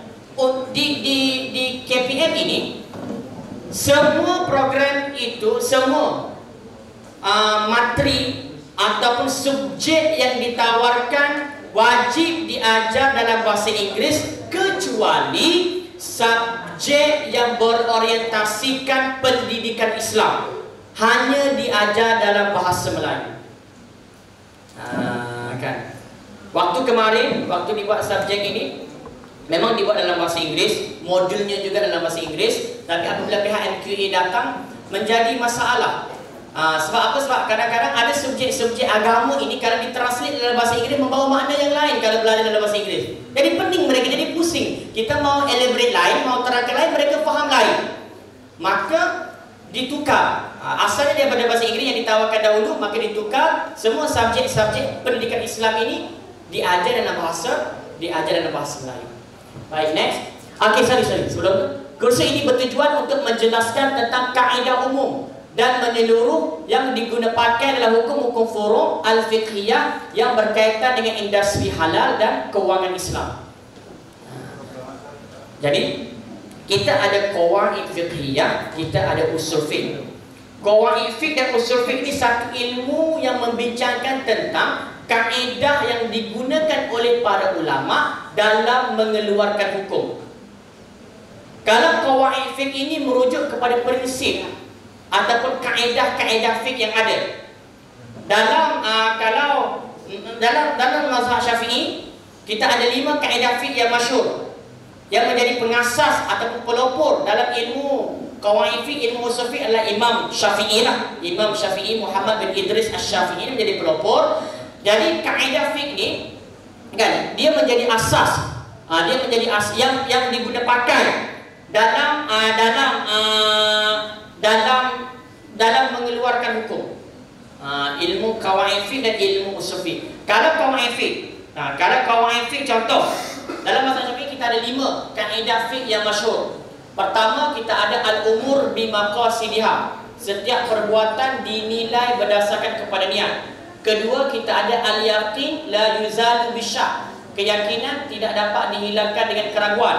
Ketiga, kita ada al-masyaqqah tajlibut taisir. Kesukaran membawa kepada kemudahan. Keempat, kita ada ad-darar yuzal. Kemudaratan mesti dihilangkan. Kelima, kita ada al-adah muhakkamah, adat yang mengambil tempat hukum.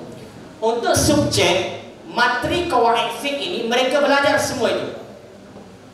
Kita ada 12 minggu, di mana pembahagian mengikut minggunya kita ada 8 bab, 8 chapter. Chapter dipanggil apa? Bab sama ya, bab. 4 bab ya. Baik. So bagaimana pembinaan subjek ini? Untuk bab yang pertama, pengenalan kepada subjek. Bab yang kedua adalah prinsip-prinsip halal, haram dan syubhat. Bab yang ketiga, kaedah fiqh yang pertama, al-umur bi maqasidiha. Bab yang keempat, kaedah fiqh yang kedua, al-yaqin la yuzal bisyak. Bab yang kelima, kaedah fiqh yang ketiga, al-masyaqqah tajlibut taisir. Bab yang ke-6, kaedah fiqh yang ke-4, ad-darar yuzal. Bab yang berikutnya, kaedah fiqh yang terakhir, iaitu al-adah muhakkamah. Bab yang terakhir, bab yang ke-8, kaedah-kaedah fiqh lain yang berkaitan dengan industri. Kenapa pelajar-pelajar DBF yang ambil kewangan Islam dan pelajar-pelajar ambil hal industri kena mengetahui? Mereka kena mengetahui kerana prinsip-prinsip ini terangkum dalam setiap hubungan mereka dalam kerja mereka nanti. Dalam kerja mereka nanti. Contoh, saya ambil contoh. Kaedah fiqh yang pertama, al-umur bi maqasidiha. Setiap perbuatan dinilai berdasarkan kepada niat. Sudah pasti pertama kerja itu pada sudut niat, integriti, kan, pada sudut pekerjaan itu sendiri. kan, kerana Allah Ta'ala ataupun tidak. Yang kedua, kita ambil contoh dalam bab penyembelihan. Penyembelihan, contoh sebagai contoh penyembelihan. Apakah penyembelihan itu kerana Allah ataupun tujuan yang lain? Kadang-kadang ada penyembelihan yang kerana tujuan pengibadatan dan sebagainya. Apakah halal untuk dimakan? Ini yang kita bincangkan, kan? Ataupun kita ambil contoh al-yaqin la yuzal bisyak. Keyakinan tidak dapat dihilangkan dengan keraguan. Contoh sebagai contoh, dalam kita mengikut ilmu fiqh, kalaulah contoh kalau tersentuh satu tempat itu tersentuh dengan sentuhan terkena babi sebagai contoh, ataupun terjun anjing yang basah dan sebagainya, kan, ada perbahasan dia dan sebagainya. Jadi maka kita kena sertu. Di sini panggil sertu apa ya? Sertu, ya, sertu. Sekarang contoh-contoh. Kalau pabrik tersebut, kalau dia jadi wirausaha ataupun dia jadi bina halal, kalau pabrik tersebut guna berus untuk buat kek, dia buat roti, dia pakai berus. Tiba-tiba datanglah inspection, datang inspection, halal auditor ataupun datang cek, tiba-tiba berus yang digunakan tersebut untuk sapu margarin berus daripada bulu babi sebagai contoh. Isunya sekarang, di mana kita mahu sertu? Apakah kita mahu sertu di kawasan seluruh kawasan pabrik ataupun kawasan kilang sampai ke bumbung atap, sampai ke parking dan sebagainya, ataupun kita sertu di kawasan yang kita yakin berus bulu itu digunakan? Ini berdasarkan konsep al-yaqin la yuzal bisyak. Ini bagaimana subjek ini berjalan. Kerana itu mereka wajib mengambil subjek ini.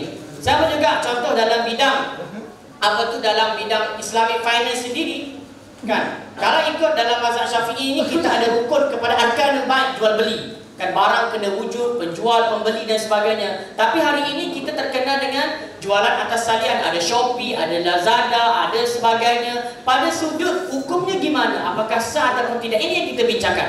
So anak-anak ini kena tahu, kalau berdasarkan kepada kaedah al-masyaqqah tajlibut taysir, kesukaran membawa kepada kemudahan.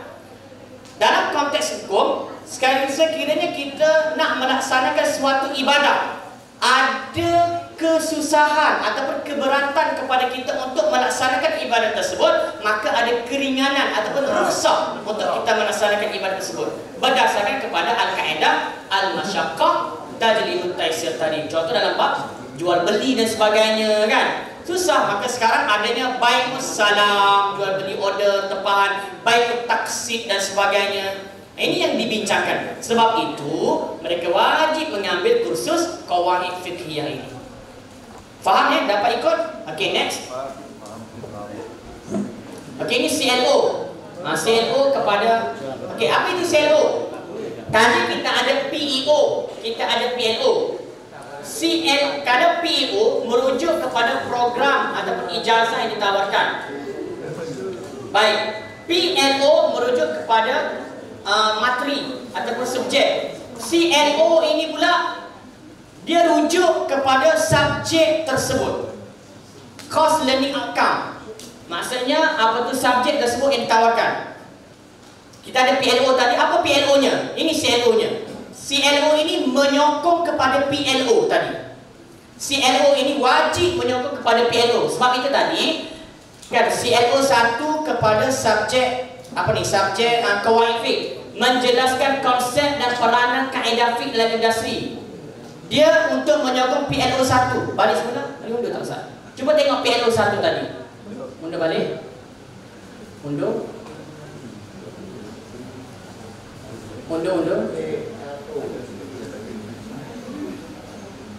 Okey, PLO 1 tadi. Okey, ini PLO 1. Knowledge and understanding.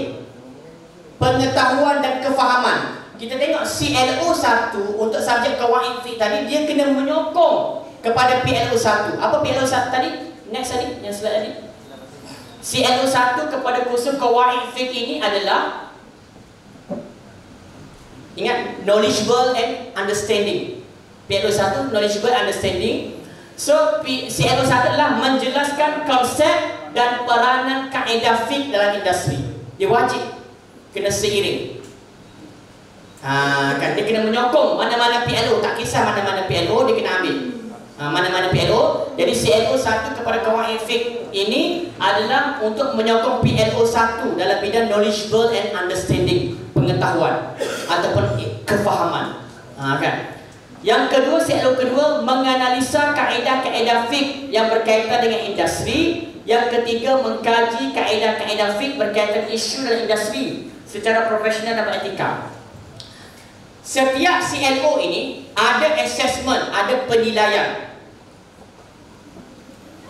Baik. Kalau CLO 1, assessment dia adalah melalui ujian 1 dan ujian 2. Untuk menilai berjaya ataupun tidak. Subjek ini sesuai ataupun tidak dilaksanakan. Subjek ini terlalu berat, kritikal enggak kepada student. Ini dia akan menilai. Baik. Jadi untuk CLO 1 ni, dia dinilai melalui ujian 1, ujian 2. Dan ini CLO 1. CLO 2 dia dinilai melalui assessmentnya adalah final exam, ujian akhir, final exam. Kalau CLO 3 dinilai melalui assignment ataupun tugasan. Kalau CLO 1 assessment dia ujian 1, ujian 2. Kalau total mark dia di sini adalah 30 markah. Ujian 1 15 markah, ujian 2 15 markah. Kalau CLO 2 dia melalui final exam, total marknya adalah 40 markah. Chapternya mana? Kalau CLO 1 chapternya bab 1 dan bab 2. Apa bab 1 tadi? Pengenalan kepada ilmu qawaid fiqh. Yang kedua, bab 2 prinsip-prinsip halal, haram dan syubhat. So dinilai melalui ujian 1, ujian 2. CLO dia untuk menjelaskan konsep dan peranan kaedah fiqh. Baik. CLO 2 ini final exam. So final exam ini yang terangkum untuk final exam hanya 4 chapter sahaja. Di Malaysia, mana-mana chapter yang telah keluar untuk ujian 1 dan ujian 2 tak akan keluar untuk final exam. Mana-mana chapter yang telah keluar dekat CLO 3 ataupun dekat tugasan assignment diberikan tak akan keluar di CLO 2. Jadi pelajar itu bisa fokus. Final exam berapa bab yang keluar? Kalau kita ada 8 bab, berarti 4 bab sahaja mereka perlu study untuk final exam. Bab 1, bab 2 dah tak payah fikir dah. Sama di Indonesia ya. Lain ya. Itu di Malaysia. Kalau bab, contohnya bab 1 dah keluar ujian 1, dah keluar ujian 2. Jadi dia dah tak payah fikir untuk final exam nanti. Final exam ni nanti fokus kepada yang tak keluar sahaja. Jadi kalau tadi 2 bab di sini, CLO 2 ni 4 bab yang keluar. Macam tadi bab yang keluar al-umur bimaqasidiha, al-yaqin la yuzal bisyak, al-masyaqqah tajlib at-taysir, ad-darar yuzal. 4 bab dia keluar untuk final exam. Manakala untuk CLO 3 bab yang ke-7 dan ke-8 iaitu al-adah muhakkamah serta kaedah-kaedah fiqh lain yang berkaitan dengan industri. CLO 3 ni assessment dia melalui assignment, tugasan. Di sini ada 30 markah. Di sini 30 markah, di sini 40 markah, di sini 30 markah. Contoh, pelajar dari sini dia dapat full mark 30. Sini dia dapat 30, 60. Kali itu sudah lulus kan? 46 lulus. Tetapi tak lulus. Sebab apa? Wajib lulus. Dia tetap wajib ambil final exam. Dia wajib ambil final exam juga. Sekalipun dia dah ambil test 1 dan dia dapat full mark, test 2 dapat full mark, tugasan yang diberikan dia dapat buat, dapat hantar, dapat full mark 60 markah, 60/100 sekalipun sudah lulus. Tetapi tak lulus sebab apa? Dia belum ambil final exam. Dia wajib ambil final exam baru dikira lulus. Walaupun final exam dia dapat 5%, tak ada pasal dikira lulus juga. Dia kira total marks secara keseluruhan. Faham ya? Ini saya tak, di Indonesia bukan dia maksudnya. Kalau Indonesia itu secara keseluruhan ya, semua chapter akan keluar di final gitu. Benar ya? Ya. Semua chapter, all chapter lah. Di Malaysia tak. Kalau dah keluar test 1, test 2, terakhir ni. Untuk assignment ni sama, dia assignment ni Kalau untuk subjek ni, assignmentnya adalah melalui presentation ataupun presentasi, juga report ataupun writing, writing report. So kalau di sini 30 markah, presentation 10 markah, writing report adalah 20 markah. Writing report ni macam skripsi lah, apa ya, kayak skripsi, bahas atau skripsi. 20 markah, presentasinya 10 markah. Kan? Ini semua ini untuk qawaid fiqh. Baik, next. Masih bisa lanjut? Masih bisa ya? Okey, baik. Ini pula untuk usul fiqh. Okey, 10 minit lagi. Iya, benar kan. Alhamdulillah Bapak ingatkan saya. Baik. Kan usul fiqh, kalau qawaid fiqh dia bincang tentang kaedah ataupun prinsip. Kalau usul fiqh dia bincang tentang sumber hukum yang digunakan oleh para ulama. Maraji' al-hukum ataupun the sources of hukum. Contoh, ulama kalau dia nak selesaikan hukum, di mana maraji'nya yang dia dapat. Pada suatu hari Rasul sallallahu alaihi wasallam pernah mengutuskan Muaz bin Jabal ke Yaman sebagai hakim ataupun qadi di Yaman, sebagai mufti. Bila Muaz bin Jabal balik daripada Yaman, maka Nabi sallallahu alaihi wasallam panggil Muaz dan bertanya kepada Muaz. Kata Nabi, "Kaifa taqdi idza 'arada laka qada?" Qala, "Aqdi bi kitabillah." Qala, "Fa in lam taji fi kitabillah." Qala, "Fa bi sunnati Rasul sallallahu alaihi wasallam." Qala, "Fa in lam taji fi kitabillah wala fi sunnah Rasul." Qala, "Ajtahidu ar-ra'yi wala alu." Fadaraba Nabi sallallahu alaihi wasallam sadrahu wa qala, "Alhamdulillah afaq Rasul sallallahu alaihi wasallam." Baik. Pada satu hari pernah Muaz bin Jabal dihantar ke Yaman sebagai mufti atau qadi. Bila mana Muaz balik daripada Yaman, Nabi tanya Muaz, "Kaifa taqdi idza 'arada laka qada?" Bagaimana engkau berhukum menyelesaikan masalah wahai Muaz? Kiranya ada orang ajukan masalah kepada engkau. Qala, "Aqdi bi kitabillah." Muaz kata, "Aku berhukum menggunakan kitab Allah, yakni Al-Quran." Fa in lam taji fi kitabillah, kalau tidak ada dalam kitab Allah, macam mana engkau berhukum? Aku berhukum menggunakan sunnah Rasul sallallahu alaihi wasallam. Qala, "Fa in lam taji fi kitabillah wala fi sunnah." Kalau tak ada dalam Quran, tak ada sunnah, macam mana engkau berhukum? Ajtahidur ra'yi wala. Aku berijtihad menggunakan akalku tanpa aku melihat kepada yang lain. Maka Nabi menepuk dada Muaz dan bersetuju dengan Muaz lakukan. Muaz memberi contoh kepada kita bagaimana kaedah yang digunakan dalam menyelesaikan hukum. Apa sebuah hukum yang digunakan dalam menyelesaikan hukum atau fatwa? Maka kata Muaz, dia berhukum menggunakan Quran pertama. Yang kedua, sunnah Rasulullah. Tak ada Quran sunnah, Muaz berijtihad. Maka dalam mazhab Ahlussunnah wal Jamaah, kaedah untuk kita menyelesaikan hukum pertama Quran, sunnah, ijma', qiyas. Selain daripada itu ada hujah-hujah yang tidak disepakati para ulama. Contohnya ada masalah mursalah, sadul zara'i, qaulus sahabi, amal ahli Madinah, syar'u man qablana, wal 'adah, banyak kaedah-kaedah yang lain, sumber-sumber yang lain. Jadi usul fiqh ini mereka belajar mengenali segala sumber-sumber hukum yang ada. Bagaimana kaedah yang digunakan oleh para ulama. Sekiranya berhadapan contoh dalam isu pengharaman Arab atau pengharaman khinzir. Dalam Quran Allah Ta'ala sebut hurrimat alaikum maitah waddam walahmul khinzir. Diharamkan bagi kamu makan maitah, bangkai, waddam, darah, walahmul khinzir, daging babi. Isu sekarang mungkin orang persoalkan, hari ini orang tak ambil lahmul khinzir, orang tak ambil daging babi, tapi orang ambil apa? Bulu babi, tulang babi, gelatin babi, lemak babi. Gelatin babi ini, lemak babi luar biasa. Orang bikin macam-macam, aiskrim, kek, coklat, macam-macam orang buat. Jadi di mana hujahnya kita nak ambil? Sebab itu dalam mazhab Ahlussunnah wal Jamaah ini kita tidak hanya terhad kepada Quran dan Sunnah, kita ada hujah-hujah lain yang digunakan, ijma' ulama, kita ada qiyas dan sebagainya. Jadi pelajar yang mengambil DHI, Diploma Halal Industri, dan pelajar yang ambil Diploma Islamic Finance, mereka perlu mengetahui semua-semua hukum yang ada. Tidak sampailah kepada tahap untuk mereka mengeluarkan hukum sendiri. Tak, itu harus pelajar-pelajar bidang syariah, yang pakarnya, yang muftinya, yang ahli fatwanya, yang ahli tarjihnya. Cukup sekadar mereka tahu bagaimana majlis tarjih kerjanya, gimana buat. Itu mereka kena tahu.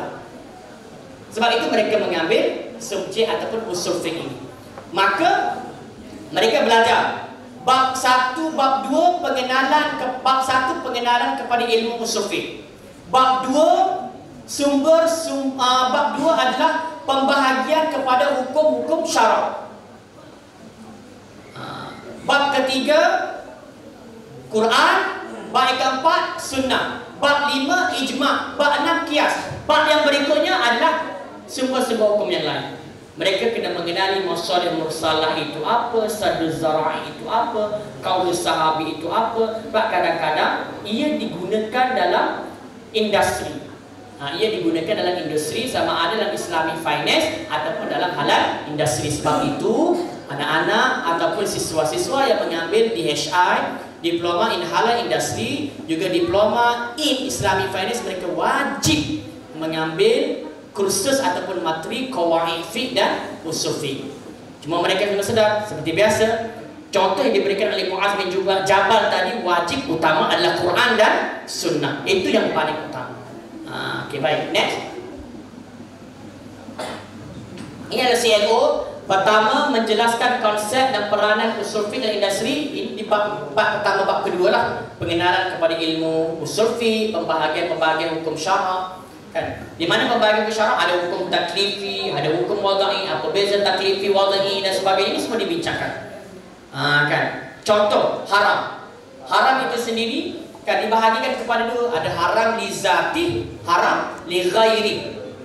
Dua-dua membawa beza. Kan? Dalam haram li zati itu contoh macam babi. Buat macam mana pun babi tetap haram. Arak buat macam mana pun tetap haram. Orang datang di Malaysia dulu ada viral dulu pasal arak ni, dia kata yes we can. Maknanya dia kata arak ni bisa diminum sebab tidak memabukkan, dia kata.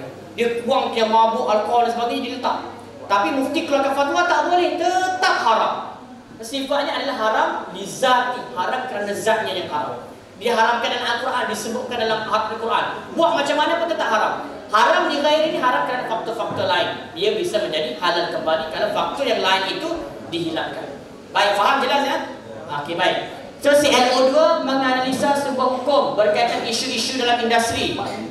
Ini menggunakan tadilah sebuah hukum yang ada, dan ini menerangkan sebuah hukum dalam mengenai isu dalam industri. Ini melalui assessment yang digunakan, iaitu tugasan, sama ada assignment dalam bentuk report ataupun presentation. Next. Okey. Saya kira cukup dengan waktunya. Itu saja apa yang saya boleh sampaikan dari saya. Kan? Sebetulnya kami di Malaysia itu kan, kalau kami ni banyak, KPM ni banyak. Kalau kami ni cuma 3 program lah tadi. Ada Diploma in Islamic Finance, Diploma in Islamic Banking. Cuma untuk belajar, kalau dari Indonesia nak belajar di sini, tak boleh lah, tak bisa lah. Sebab memang untuk rakyat Malaysia pun hanya yang Bumi Putra dan Melayu sahaja. Cuma kita bisa untuk MOU kerjasama, insyaAllah lah. Cuma di Mara, kita ada yang lain. Macam saya sebut di awal tadi, kita ada MJII, Malaysia German Institute, kita ada UniKL. Ini ada orang-orang asing yang datang. Dari Indonesia punya pun ramai, dari seluruh negara pun ada. Tapi dia bersifat swasta ataupun private. Pelajar yang belajar di sana pun tidak dibiayai oleh pemerintah, walaupun orang Malaysia sendiri. Dia kena pinjaman lah berdasarkan kepada loan. Tetapi yang ni, kalau di tempat kami ni memang mendapat scholarship ataupun beasiswa daripada pemerintah ataupun daripada kerajaan. Kan? Baik. Saya rasa itu saja apa yang saya mampu sampaikan pada petang ini. Moga-moga apa yang saya sampaikan bermanfaat kepada semua yang hadir pada petang ini. Saya mohon maaf sekiranya ada kesalahan bahasa, kesilapan tutur bicara yang enggak enak didengar atau sebagainya, saya mohon maaf. Saya adalah insan biasa sahaja. Segala yang baik itu daripada Allah Subhanahu wa taala, dan kekurangan itu daripada diri saya. Dan saya mempersilakan, monggo silakan ke kampus kami di Malaysia, insya-Allah bisa berdiskusi atau berbincang bersama dengan Pak Anas ataupun sama teman-teman yang lain sudah pernah ke tempat kami, insya-Allah akan kita bisa untuk lanjut lagi bicara kita ataupun lanjut lagi kerjasama kita, insya-Allah. Kan anak-anak, kalau siswa kami itu bermula usianya adalah 18 tahun. 18 tahun. Paling tua kemarin itu ada yang 30 tahun pun ada juga. Kan bermula 18 tahun. 50 tahun boleh? Enggak ada lah 50 tahun. 50 tahun kan? mereka sendiri. Maksudnya paling muda adalah 18 tahun lah, sebab mereka wajib mengambil SPM. SPM ni di sana di sekolah menengah lah. Cuma beda kalau di Indonesia kan dia ada SMA, SMP. Kami semua sekolah menengah ni satu je. SMP, SMA cuma satu. Berarti kalau dia sudah selesai tingkatan 5 di sekolah menengah, baru dia ada sijil SPM, barulah dia layak untuk masuk ke College Profesional Mara. Kalau dia tak ada, dia tak layak untuk masuk lah. Ada yang bukan daripada sekolah di tempat kami juga ramai daripada Mahat Hafiz, pondok pesantrennya ramai dari Malaysia. Tapi syaratnya mengambil SPM. Memang wajib ambil SPM. Kalau dia ada yang mondok di sana, mondok dia tak ambil SPM di sekolah di pondok pesantren dia menumpang secara swasta. Di sekolah-sekolah yang ada dia dapat keputusan dia layak untuk masuk. Memang ramai. Yang hafiz Quran pun ramai. Kenapa ramai? Sebab di sini menawarkan program Islamic Finance dan halal industri. Maka ramai daripada sekolah agama, pesantren-pesantren, daripada mahat tahfiz dan sebagainya, ramai yang di sini. Untuk Bumi Putra. Ya, Bumi Putra dan untuk kalau dari Indonesia nggak bisa masuk dia. Iya, tapi kita bisa untuk mungkin pertukaran pelajar atau gitu, insya-Allah bisa. Kan saya mau silakan. Insya-Allah kalau di Melaka itu seru, insya-Allah. Insya-Allah. Itu saja, wallahu a'lam. Billahi taufiq wal hidayah. Assalamualaikum warahmatullahi taala wabarakatuh. Hadirin yang berbahagia, masih ada satu sesi lagi, yakni sedikit sharing yang akan dipimpin langsung oleh Ibu Ketua STIT M Paciran. Kepada yang terhormat Ibu Izi Lainati, kami persilakan.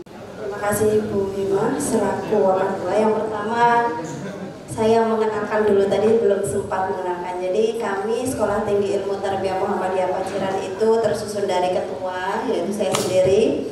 Kemudian wakil ketua 1 yang berada di pojokan situ, Ibu Maftuha MPD. Bagian Waka 2 yang tadi jadi pembawa acara Ibu Himatul Husnia.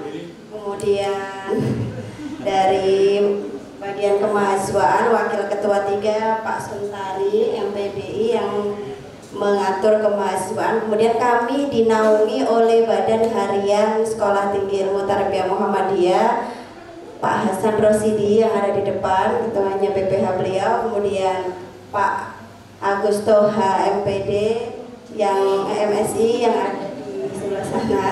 Kemudian Pak Nur Hasim yang pakai peci hitam, itu Pak Nur Hasim. Oh, Pak Hafiz itu kan juga pakai peci hitam. Kemudian selain itu juga kami didampingi oleh Bapak Ibu dosen yang ada di Sekolah Tinggi Ilmu Tarbiyah Muhammadiyah Paciran, Pak Husnul Akib, dan juga Pak Ibu Nur Khulaifah. Juga ada lagi yang masih di luar sebagai penyeting acara. Pak Wahyudi juga. Saya kira BPH tadi. Pak Wahyudi sebagai dosen dari Sekolah Tinggi Ilmu Tarbiyah Muhammadiyah Paciran. Sangat menarik sekali apa yang disampaikan. Tadi saya catat ada usul fikih dan juga qawaid. Alhamdulillah. Jadi mata kuliah kami ada mata kuliah usul fikih. Kemudian ada masailul fikih juga. Dan nanti ini bisa kita kolaborasikan dalam bentuk-bentuk yang lain. Saya pengen mahasiswa saya sekarang untuk berbicara apa yang mau ditanyakan, mumpung ada bapak-bapak dari Malaysia untuk kita berdiskusi sedikit saja terkait apa yang disampaikan. Jadi nanti saudara ketika pulang itu nanti ada yang dibawa pulang. Jangan kok saya tadi kuliah dengan orang Malaysia tapi pulangnya nggak dapat apa-apa. Itu percuma. Percuma itu bahasa Malaysianya Bapak ya. Gratis ya. Kalau bahasa Malaysianya itu percuma, kalau di sini sia-sia ya. Oke, silakan saya beri kesempatan untuk mahasiswa-mahasiswi saya tercinta untuk berdiskusi. Silakan. Assalamualaikum warahmatullahi wabarakatuh. Nama saya Afif Ismail. Saya sekarang duduk di semester 6. Saya mau bertanya tentang tadi sempat disinggung tentang pertukaran pelajar. Adakah itu sebuah program yang akan muncul di tahun nanti atau tahun ke depan, ataukah itu sebuah wacana saja? Terima kasih.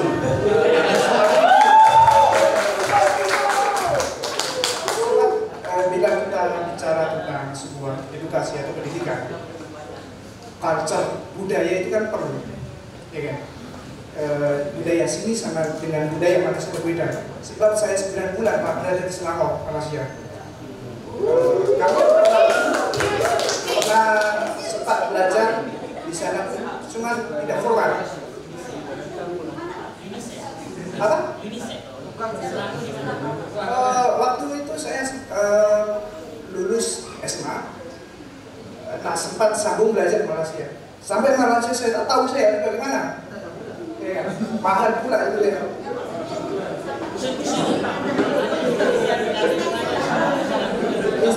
Belum sempat. Ada macam niatan saja kan. Datang sana daftar saya macam di Indonesia. Kita daftar masuk FD dapat. Ternyata ada visa pelajar lah apalah. Jadi saya ke sana 9 bulan bukan belajar tapi bekerja. Itu saja yang saya tanyakan. Apakah nanti ada diwujudkan program pertukaran pelajar itu? Terima kasih. Assalamualaikum warahmatullahi wabarakatuh. Wah, ini ikon STAT nih Mas Afik, minatnya nih. Nah, ya baik. Sebetulnya alhamdulillah memang kita punya program itu kan ini yang kemarin. Kalau kemarin itu kami sama anak-anak di SMP Muhammadiyah, boleh tanya sama Pak Anas. Kita memang ada program pertukaran budaya. Mereka ke Malaysia, kami ke sini, pernah juga kami ke sini, tapi pertukaran pada waktu tersebut pada sudut BEM ya. Kepimpinan pelajar, pada sudut budaya, program dan sebagainya. Itu memang kita pernah buat. Kalau sama sekolah dengan sekolah Muhammadiyah di Surabaya.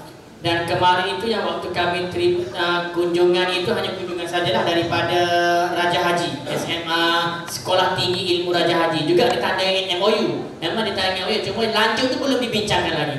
Cuma saya sebut tadi kalau ingin berlanjutan, insyaAllah kita silakan. Sebab saya bukannya pihak yang berotoritas, sebab saya hanya dosen. Kita di peringkat kita ada pengurusan, pimpinan dan sebagainya. Cuma saya diutus di sini sudah atas makluman pihak pengurusan lah.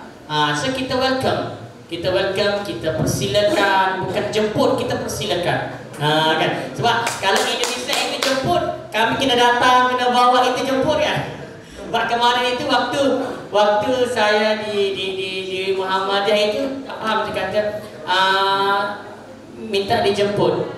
Jadi rupanya dijemput itu kena datang, kena jemput, maksudnya kena datang, kena bawa kan, dijemput kan. Kalau kami jemput ni maknanya mempelawa. Silakan monggo ke Malaysia, insya-Allah kita bisa, insya-Allah. Tidak menjadi halangan.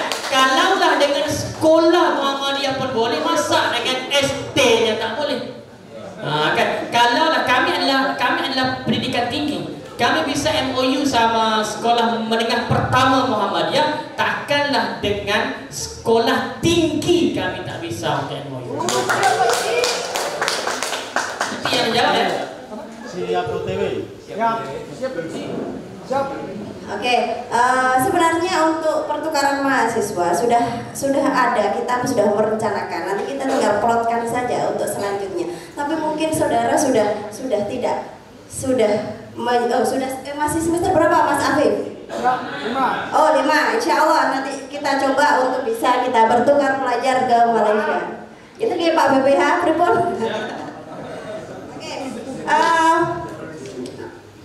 materi hari ini atau perkuliahan hari ini itu sangat cocok dengan kurikulum kampus kita, yaitu kurikulum Merdeka berbasis OB ya. Kenapa kok berbasis OB? Outputnya itu adalah produk. Nah, apa yang diproduk tadi sebagian jurusannya adalah kewirausahaan, benar ya Bapak ya?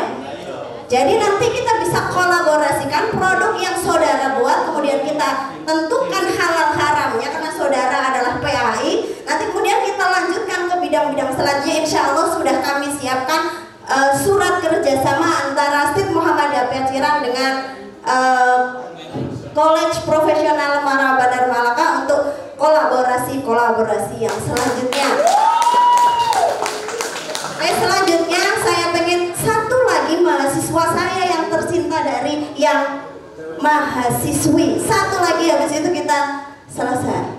Yang sharing apa yang mau di-sharingkan terhadap materi yang sudah disampaikan oleh Bapak Abdullah bin Romli. Jadi saya tidak mau pulangnya hanya cuma melihat saja, tapi silahkan. Silahkan, ayo Mbak Ainun.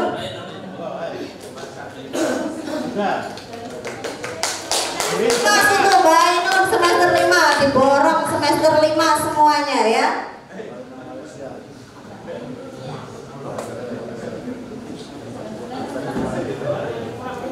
Assalamualaikum warahmatullahi wabarakatuh. Saya Ainun dari semester 5, izin bertanya. Ini kan Indonesia sama Malaysia nih. Nah, apakah ada perbedaan kurikulum budaya dari Indonesia sama Malaysia? Sekian, terima kasih. Iya, budaya pendidikan kan kita tadi dijelaskan kan pendidikan tuh Bu. Nah, itu apakah ada perbedaan kurikulum antara kurikulum di Indonesia sama di Malaysia, terutama kurikulum budaya, karena ini kultur of itu nggak kelihatan soalnya.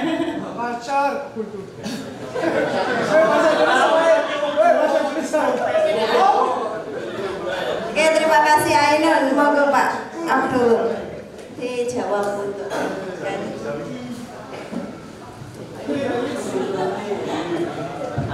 Oke, baik.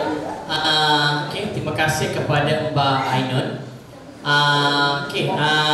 Dari tadi di awal saya ceritakan gimana apa tu kurikulum pendidikan di Malaysia ini. Kalau kami di pendidikan tinggi ini kami tertakluk kepada MQA.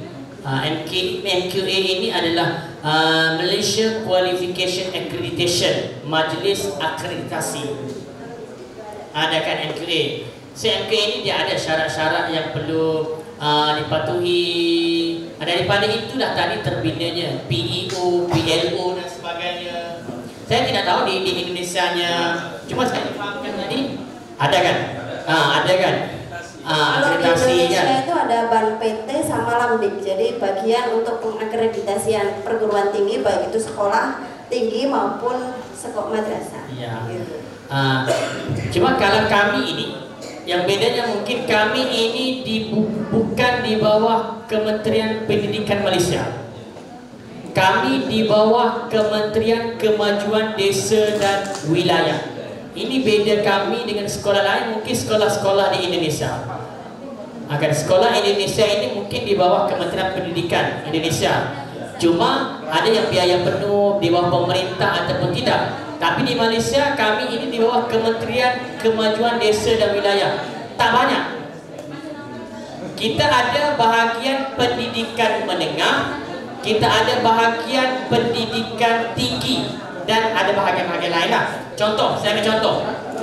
Di bahagian pendidikan menengah, kita ada MRSM, Maktab Rendah Sains Mara. MRSM ini untuk tingkatan 1 sampai tingkatan 5. Usianya 13 tahun sampai 17 tahun. Kan ni di MRSM. Ni di MRSM. Tak banyak di Malaysia ni, ada dalam 50 lebih, sekitar 50 sahaja. Seingat saya sekitar 55 buah sahaja MRSM yang ada di Malaysia. Setiap MRSM ni dia kluster yang berbeza. Ada MRSM yang fokusnya, ada MRSM yang Islamik, dipanggil MRSM Ulul Albab. Pelajarnya wajib hafiz Quran 30 juzuk. Selain mereka adalah pelajar-pelajar bidang sains, ngambil jurusan kedoktoran dan sebagainya wajib.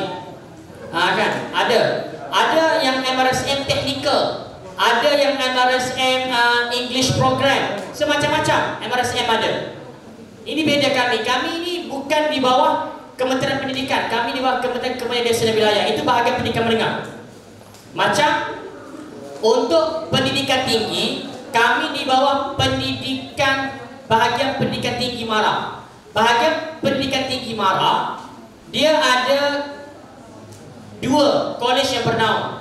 Satu kolej profesional MARA, kita ada 6 buah di seluruh negara, di seluruh Malaysia. Yang kedua, kita ada kolej profesional MARA. Kolej profesional MARA pertama ada 6 buah, satu lagi kolej MARA.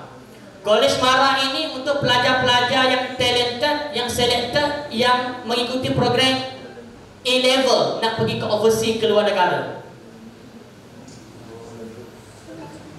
Dari mana mereka? Kebanyakan pelajar yang ke bahagian pendidikan tinggi yang masuk ke MRSM ataupun KM ni, kebanyakan mereka adalah produk-produk asal MARA daripada MRSM.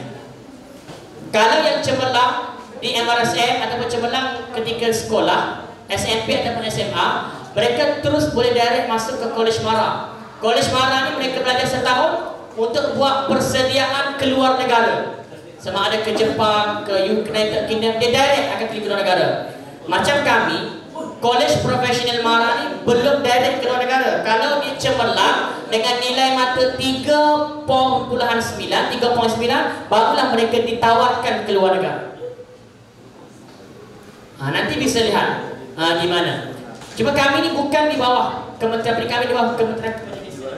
Gini ya berarti maksudnya Pak. Untuk yang kita kalau di sana berarti terpilih. Jadi ya ada yang cemerlang, kemudian nanti diutus ke luar negeri. Itu khusus, kelas khusus untuk di luar negeri. Itu yang membedakan antara kurikulum Indonesia dengan kurikulum di Malaysia. Kemudian di Malaysia sudah di awal sudah punya job di satunya ini kita yang punya kriteria lebih tadi kita masukkan ke luar negara. Kemudian yang satu itu kita olah dalam kolej profesional MARA gitu. Jadi kurikulumnya ada sedikit perbedaan. Maka perbedaan kurikulum itu adalah salah satu dari perbedaan culture dari masing-masing negara. Maka nanti adopsi dari kultur atau budaya dari Malaysia nanti bisa kita adopsi dan kita modifikasi sesuai dengan kebutuhan kita di Indonesia. Seperti itu ya Bapak ya.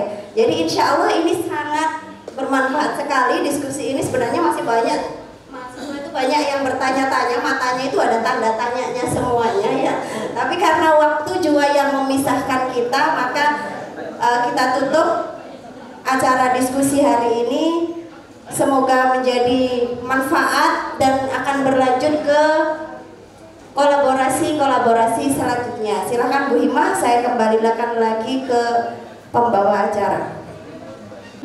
Bu Izi telah memimpin sedikit sharing hari ini.